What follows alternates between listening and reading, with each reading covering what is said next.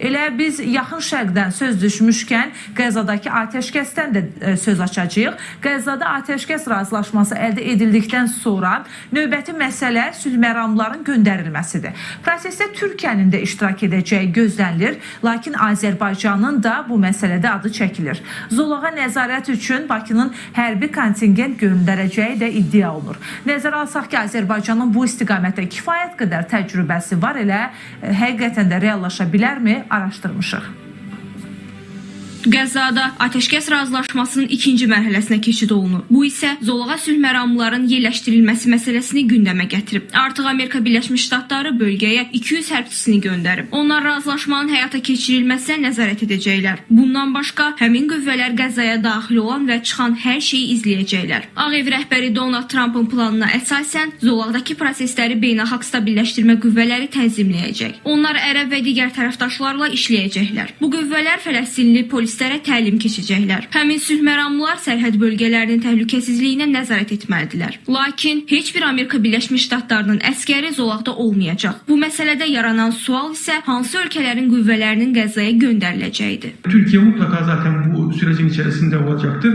Mısır'ın, Katar'ın ve Amerika Birleşik Devletleri'nin de zaten 200 tane askeri İsrail'e yönlendirdiği ile ilgili açıklamalar da yapıldı. Oradaki mevcut yapıya biraz ilave olarak barışı, huzuru korumak adına bir hakem olarak burada olmaları gerekiyor.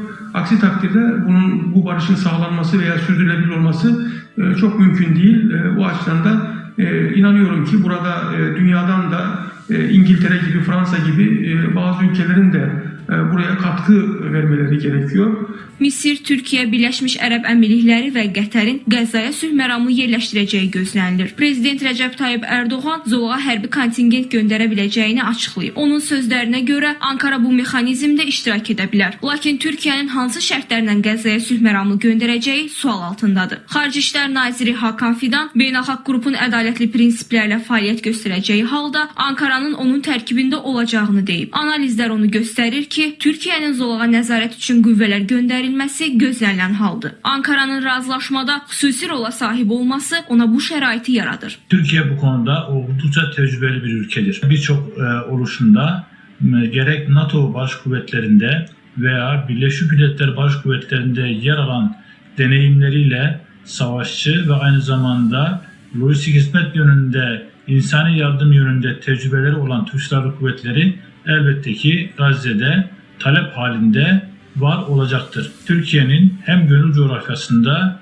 hem Osmanlı hinterlandı olan topraklar ve aynı zamanda İslam hinterlandı olarak Türkiye'nin yakından ilgilendiği bir bölgedir. Politico yazır ki, Azərbaycan da Qəzzaya sülhməramlı göndərə bilər. İddialara görə bu istiqamətdə danışıqlar aparılır. Nəşrin məlumatına əsasən prosesə ən çox maraq göstərənlərdən biri də Bakıdır. Nəzərə alsaq ki, Azərbaycan bu istiqamətdə kifayət qədər təcrübəyə malikdir. Sülhməramlı qüvvələr 1997-ci ildə yaranıb. Kontingent ilk dəfə 1999-cu ildə Kosovaya yerləşdirilib. 362 hərbi qulluqçu NATO-nun rəhbərliyi altında sülhün yaradılması və dəstəklənməsi üzrə keçirilən əməliyyatlarda iştirak ediblər. 2008-ci ildə Kosova müstəqilliyini bir tərəfli elan etdikdən sonra taqım geri çağırılıb. 2002-ci il noyabrın 20-sində Azərbaycanın sülhməramlı qüvvələri Əfqanıstan İslam Respublikasında beynəlxalq təhlükəsizliyə yardım qüvvələrinin tərkibində fəaliyyət göstərməyə başlayıb. 2015-ci ilin yanvarın 1-dən Azərbaycan sülhməramlıları Əfqanistanda NATO-nun başçılığı ilə həyata keçirilən qətiyyətli dəstək qeyri-döyüş missiyasında iştirak edib. 2021-ci ildə isə 120 nəfərlik heyət missiyasını başa vuraraq vətənə qayıdıb. Azərbaycan ordusunun sülhməramlı bölüyü 2003-2008-ci illərdə İraqda beynəlxalq koalisiya qüvvələri tərkibində xidmət edib. 152 nəfərlik şəxsi heyət koalisiya qüvvələrinin İraqdan çıxarılması ilə əlaqədar missiyasını yekunlaşdırıb. Həmçinin sülhməramlı qüvvələr Cənubi Sudanda da proseslərdə iştirak ediblər. 2019-cu ildə Azərbaycan ordusu bu missiyaya qoşulub. Bu Azərbaycanın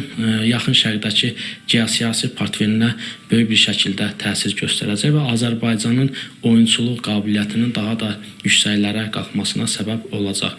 Digər tərəfdən Azərbaycan yaxın şərqdə geosiyasətin qurulması prosesində iştirak etdiyi üçün onun tərəfdaşları da tərəfdaşlıqlar siyasətdə genişlənəcək. Eyni zamanda Azərbaycan yeni müttəfiqlər də tapacaq. Nəzərə alaq ki, Azərbaycan Pakistanla da artıq strateji müttəfiqlik əlaqələrinə malikdir. Qəzzaya sülh məramlarının yerləşdirilməsi məsələsində İndoneziya və Pakistanın da adı çəkilir. Beynəlxalq stabilləşdirmə qüvvələri zolaqda demilitarizasiya işinə də kömək edəcəklər. Xarici nəşrlər yazır ki, proses üçün uzun müddət tələb olunur. Amma Azərbaycanın qüvvələrini göndərməsi məsələyə mürəkkəblik qatır. Çünki Bakının göndərəcəyi sülh məramlılar Amerika Birləşmiş Ştatlarının mərkəzi komandanlığının məsuliyyət zonasında deyillər. Analizlər onu göstərir ki, Azərbaycanın bu məsələdəki təcrübəsi onun prosesdə iştirak etmək potensialını artırır. Misrin silahlı qüvvələri isə hazırda Qəzzada ölən girovların meyitlərinin çıxarılmasına yardım edir.